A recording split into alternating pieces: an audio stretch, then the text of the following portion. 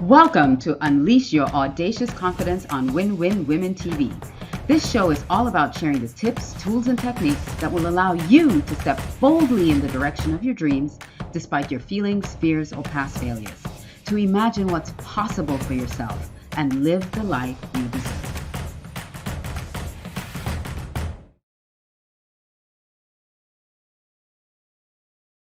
And we are live. Welcome to this episode of Unleash Your Audacious Confidence here on Win-Win Women TV. I'm your host, Alicia Couri, and we have an amazing show for you today where we're going to be really diving into the confidence of being a leader and attracting and hiring the right people.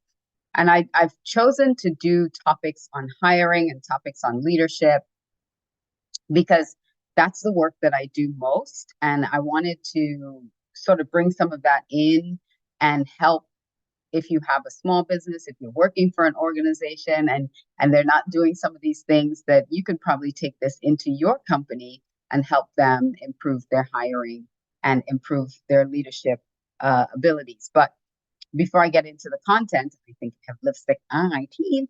Before I get into the content, I just want to say thank you for joining us here on Win-Win Women TV. We are show hosts that are professionals in what we do, or we have a passion for what we do, and we're here to share that with you on this platform. So go to winwinwomentv.com or winwinwomen.tv or winwinwomen.com and check it out.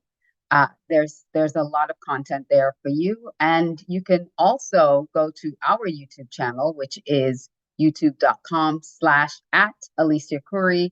And on our YouTube channel, we replay these shows. Plus, we have additional content to help you in your journey to developing confidence, whether it's in your personal life, in your appearances. I used to be a makeup artist and hairstylist. I also used to do fashion and styling, personal styling and branding. So I have some of that content there on branding, on styling, on personal development. So we've got a lot of things there on our YouTube channel. And always make sure you connect with me, alicia360.com. Okay, so let's talk about our topic today about attracting talent. And I started this because I was thinking about a prospect that I had not too long ago where they were complaining about not finding talent. Like nobody wants to work. People out there, they don't want a job. We've had openings and nobody wants to be hired. We bring them in for interviews and they don't want to be hired. And so ranting on and on and on about not can't find good people to work. Like nobody, this was his, he kept saying, nobody wants to work. Nobody wants to work. And I thought about that for a moment, because one of the reasons I was even speaking to them was because they were having challenges in their organization and in their culture. And looking back at it, there was some really major red flags in their culture and some really big things that were happening that were actually causing people to leave the organization. And so hearing that leader hearing him saying that nobody wants to work, I had to kind of take that with a grain of salt, because it's not that nobody wants to work. Maybe nobody wants to work for him. Nobody wants to work in his company. And then as I thought about that, that's why I wanted to do this topic, because then I started really breaking it down. Is it that nobody wants to work, or our company cultures and certain environments, toxic environments, or it doesn't necessarily have to be overtly toxic, but certain practices that are happening within the organization that they're emitting this energetic field of don't work here, don't come here, don't even apply, don't work here. And then there are companies that are emitting an energy signature of welcoming, inviting, yes, we want you. and you're going to have a great time here, and we're just going to, embrace you with open arms. And so let's start with that energetic level. Let's start with, how do we actually attract top talent into our organization? And it's at a level that we can't even see. It's that energetic level. There's this law of vibration, a law of energy, transmutation of energy and vibration, that it's like tuning in to a radio signal or a television station. If you're trying to tune into a radio station, I know everybody has like satellite radio now, and they don't actually use the dials to try to, get an FM or AM station. But if you were to try to use the dials to get an FM or AM station, you'd notice that when you're just slightly off, there's a lot of static. And then when you continue to tune and fine tune that dial, then you hit the nail on the head and the signal comes in loud and clear. And so when we're looking at energetic vibration, if your energy is repelling candidates or repelling people, and that's because the environment that you're inviting them into is not as welcoming as you probably perceive in your mind, then you're not allowing them to tune into that dial really tightly. You actually need to do some more fine tuning so that they can tune into your station more accurately. If it is that your hiring process is vague, or you do it one way when you hire one person and a different way another when you're hiring another person, there's not a system for hiring people, or maybe not a great onboarding system. Maybe there's too much bias, or there's not enough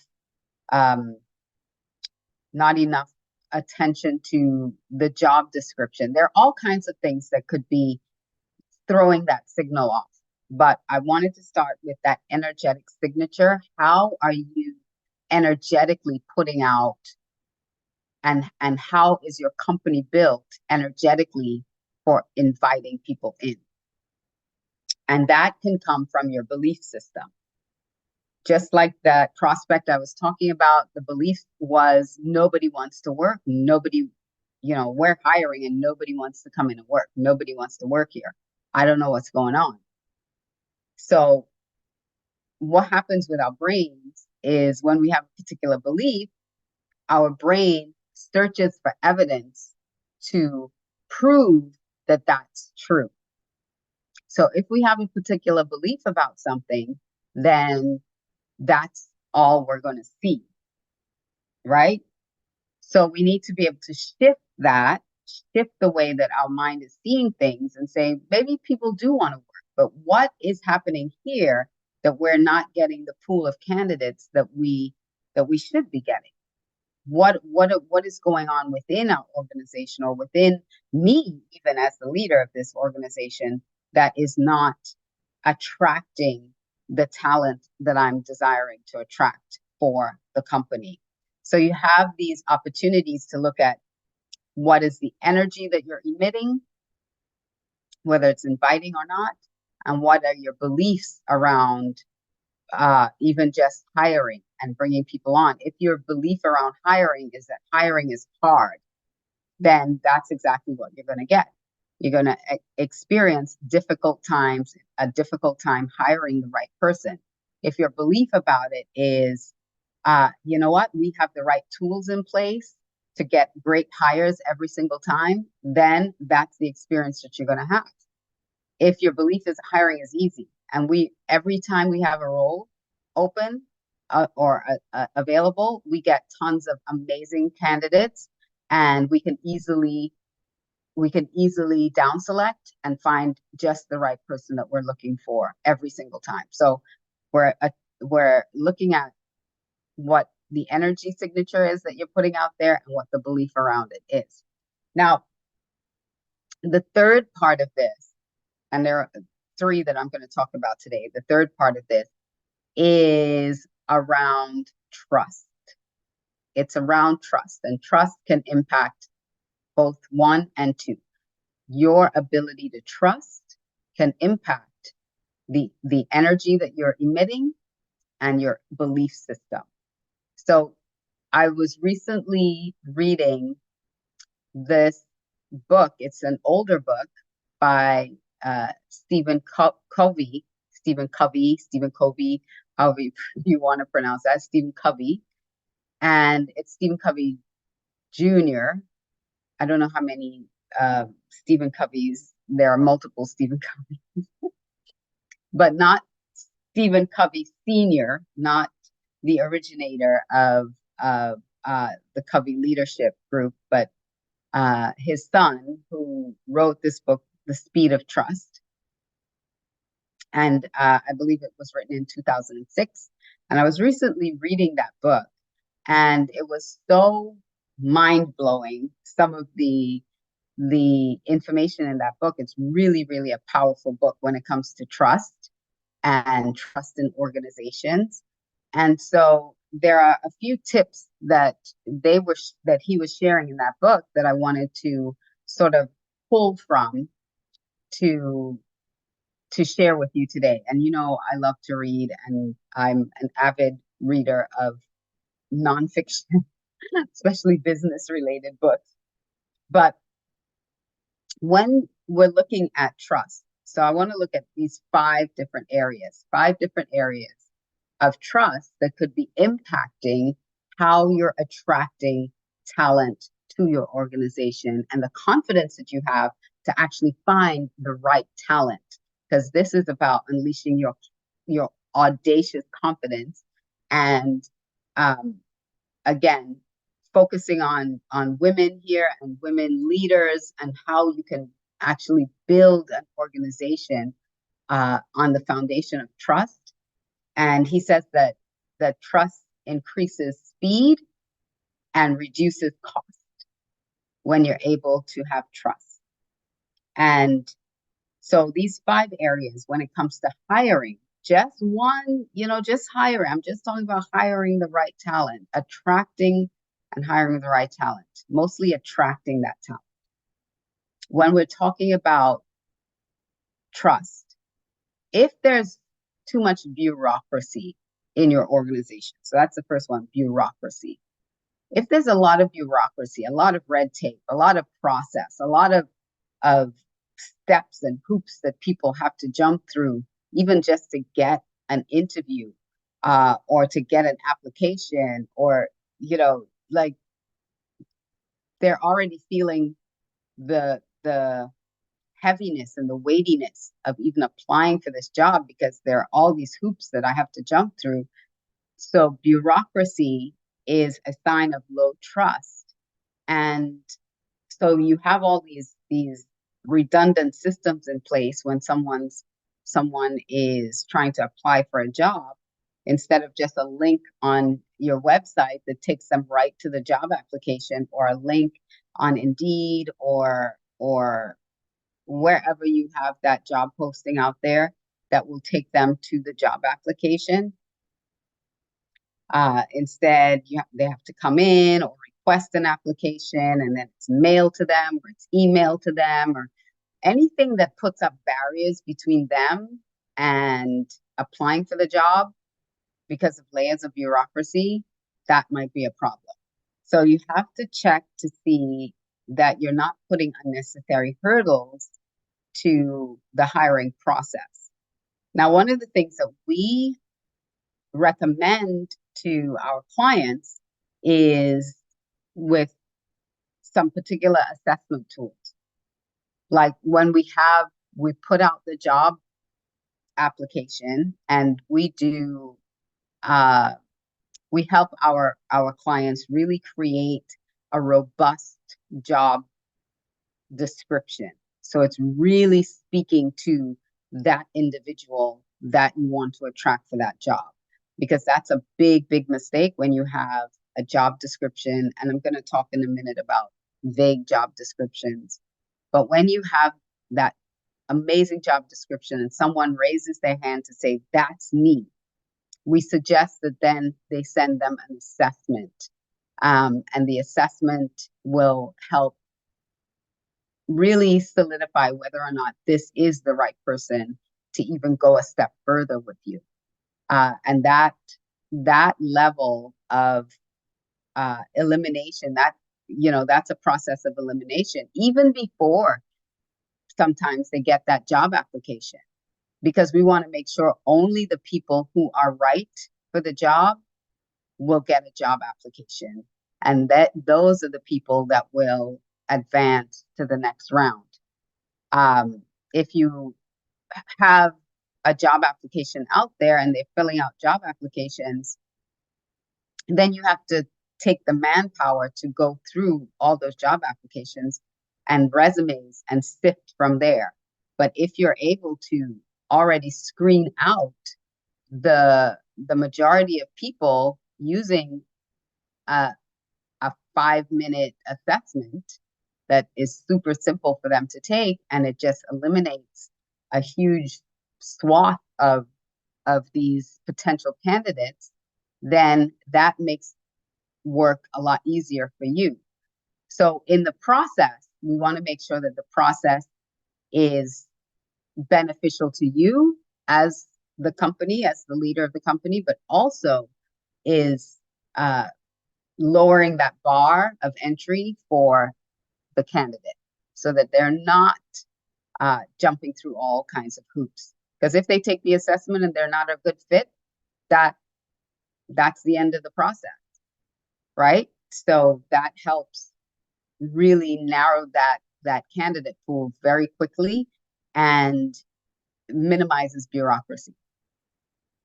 The next one that I'm going to talk about is lack of transparency, and that goes to trust as well.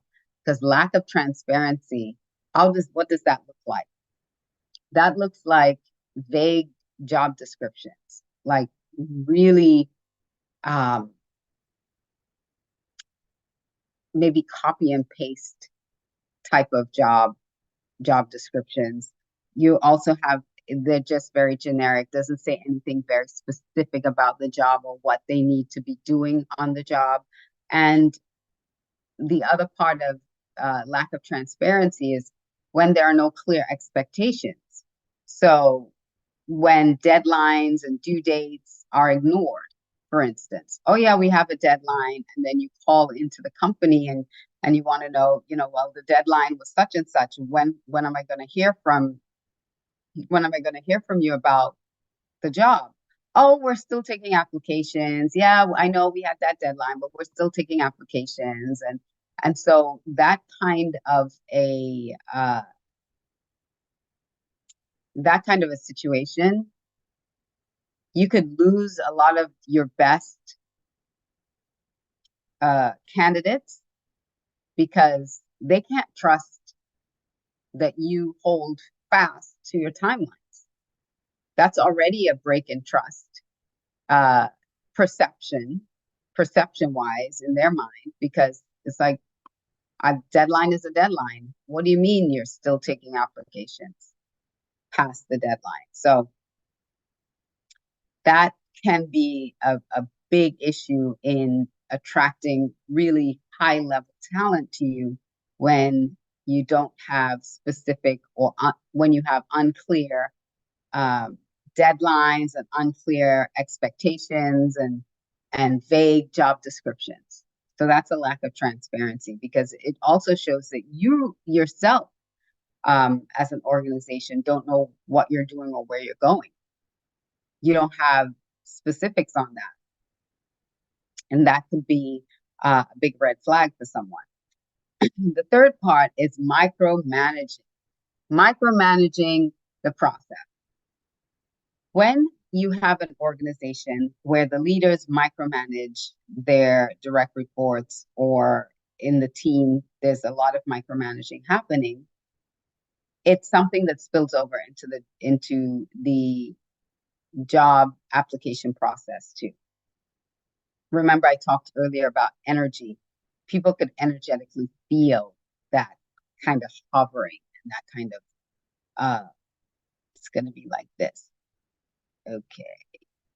because everything in the process is bogged down. So micromanaging and bureaucracy are like twins, right? And people can sense when this is going to be a problem. I've experienced that myself with the micromanaging and the bureaucracy, and it's palpable. It is. It's palpable. So you don't want to be in a situation where you're looking for candidates and they're starting to come in, and either the process, you're the supervisor and you have to have clearance on every single part of the process or something like that. It becomes very apparent to the candidate that something is going on here. This person is hovering. So be careful of micromanagement, because that also does not convey trust. And maybe you got your great hire, and then you still have micromanaging going on, and they don't last. That you have turnover in that position because they leave, because they're like, I don't want to be micromanaged like this. I That's not what I signed up for. And within weeks, they're gone. So it's not just attracting the right talent, but it's in retention of the right talent as well. The fourth part of this is negative reviews on sites like Glassdoor. If your company has high turnover rate and your company has a culture that is stifling or toxic, or in some ways not as innovative or creative or supportive or welcoming, if there's bias and there's all kinds of other things that are happening, which is the next thing I'm going to talk about, when there's just a discomfort when people come in for interviews or something, they're going to sense that. They're going to sense that. They're going to look you up. They're going to check you out, and they're going to sense when something's wrong.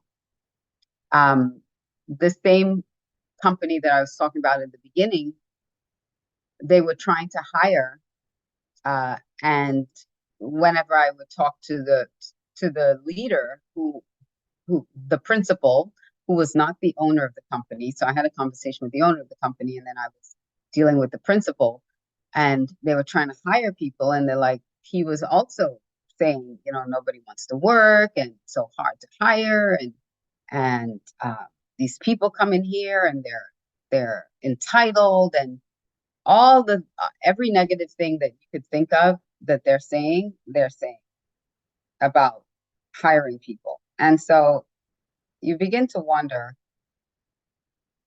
what's going on. And in a deeper look into the organization, again, we found that there was high turnover. There was also a lot of infighting. There was a lot of bickering. There was a lot of passive aggressive behavior and conflict behavior.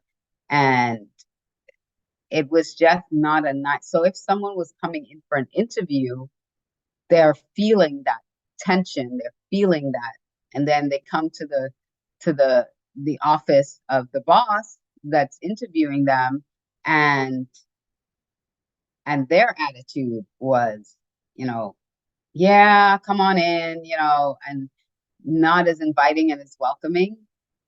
That's not going to encourage someone to want to work there. And it's not about putting on a show or being fake. It's about really understanding how to build a strong culture and a strong environment in your company, so that it does attract that talent and people want to come work with you.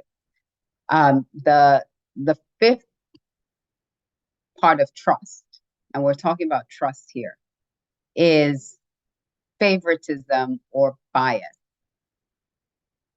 Bias in the interview process, favoritism in the interview process. I have, as a consultant myself, so I consult with organizations on their hiring practices, helping them build a strong hiring process that's predictable, it's validated, um, it's based on data, it's based on science, it's not based on favoritism or your gut feeling or your biases. And so I've gone into organizations where we're in a sales meeting, for instance, about bringing us in to do either some leadership development, because we do the hiring. We don't do hiring. Let me rephrase that. We help you build a process for your hiring, so that you can recruit better. We also help develop your leaders at every level. So we help with different leadership workshops, trainings, building leadership skills. And so I remember going in and talking to someone about their their organization and doing some leadership development work with their executive team, because I was asked to come in to talk to them because there was a lot of uh, bias that was happening, a lot of favoritism. It was already a family owned business. And so there were people that were coming in that were friends of the family, that they were given jobs, and they were putting them in positions of leadership, and they had no training, no skill. They didn't know what they were doing. And so I was asked to come in to have a conversation about that and what they could do. But then in the conversation, they were like, oh, but you know what? The CEO has a friend who is giving us a discount on this leadership program. So they're going to go with them instead. They're going to go with them instead. And I was sitting there like, then why was I brought in for a conversation if the CEO already decided that he was going to hire his friend to come in because his friend is giving him a discount to do uh, to do this work? Well, several months later, I reached back out and I said, "How's everything going?" You know, because I genuinely was concerned. I genuinely am concerned whether I win the business or not. When I start building a relationship with someone, I want to make sure that they're okay and that their business is going well. And I reached back out and they're like, things are pretty much the same. Nothing has changed. And we're just kind of living in it. I was like, that's sad to think. That's sad to say, because y'all could have been so much further ahead if you had the right training, instead of this bias where you're bringing someone in that you know that's giving you a discount on something, and you're actually not moving forward, because it's almost like you're doing your friend a favor by buying their solution, and without any real commitment to doing what it takes to engage in that solution. And sometimes when you have a friend relationship with someone and you're trying to get a solution they that they're not fully bought into, it's not going to work. And because you're friends now, you don't know how to push your friend or tell your friend, hey, you need to do this, or, it just becomes muddy. The whole situation becomes kind of slurry and yeah. So you have to be careful with that. So favoritism, there's unconscious bias. There is bias to age, ageism, racism, sexism that could be playing under the radar for biases. So I'm running out of time. I just looked at the time. The one thing I want to tell you to do is to go back to your company values. Go back to your values. Look at your values from the perspective of how are we living these values every single day in our organization, and do we have systems in place to support our values? That's one way to increase the level of trust, to build a stronger culture, and to make sure that when you're attracting clients, when you're attracting candidates that they want to come work for you, and you're kind of beating them off because it's like everybody wants to work here, and you are now in the driver's seat of that process. If you need any help with that, please be sure to reach out to me. Go to alicia360.com, send me an email or a text message or a WhatsApp, and let's see how we can help your organization build hiring systems that can get you the right people in the right role every time. And with that, I want to say that you need to do one thing. Sorry, I want to say to be bold, to be brave, and every day do one thing to step out with audacious confidence, even in building your team. I'll see you next time on another episode of Unleash Your Audacious Confidence. Bye for now.